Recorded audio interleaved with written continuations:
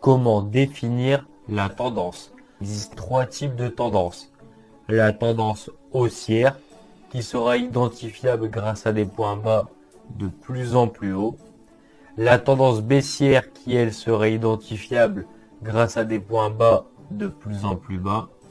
Et pour finir, la troisième tendance, la tendance neutre, aussi appelée le range, qui marque l'indécision des acheteurs et des vendeurs.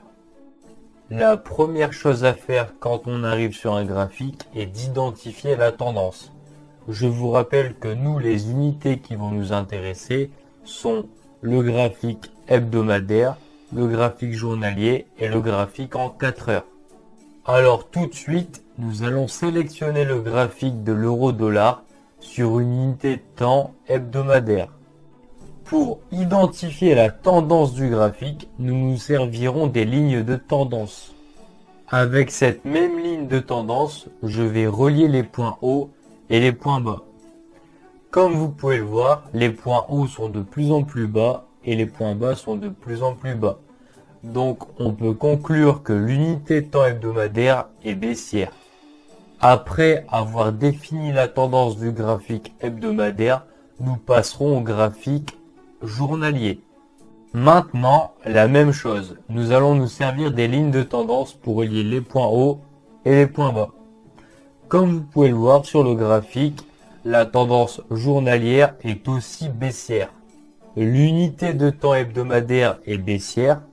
L'unité de temps journalière est baissière. Il ne nous manque plus qu'à identifier la tendance du graphique en 4 heures.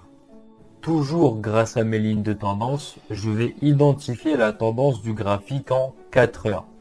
Pour ce faire, nous allons relier les points hauts avec les points hauts et les points bas avec les points bas. Comme vous pouvez le voir à l'écran, la tendance du graphique 4 heures est aussi baissière. Pour en conclure, nos trois unités sont dans un marché baissier.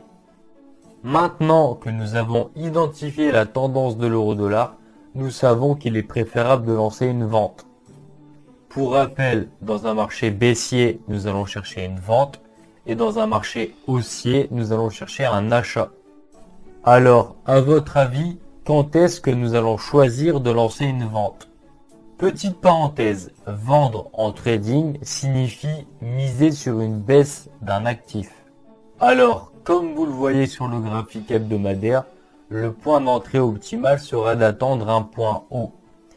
Bien sûr, nous n'allons pas attendre un point haut du graphique hebdomadaire.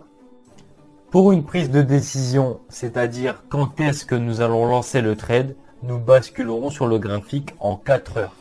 Pour ce faire, nous attendrons que le prix grimpe.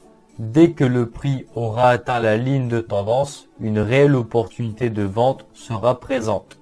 Pour confirmer notre prise de décision, nous attendrons un rebond sur cette ligne de tendance ainsi que la clôture d'une bougie en 4 heures. Je lance le scénario.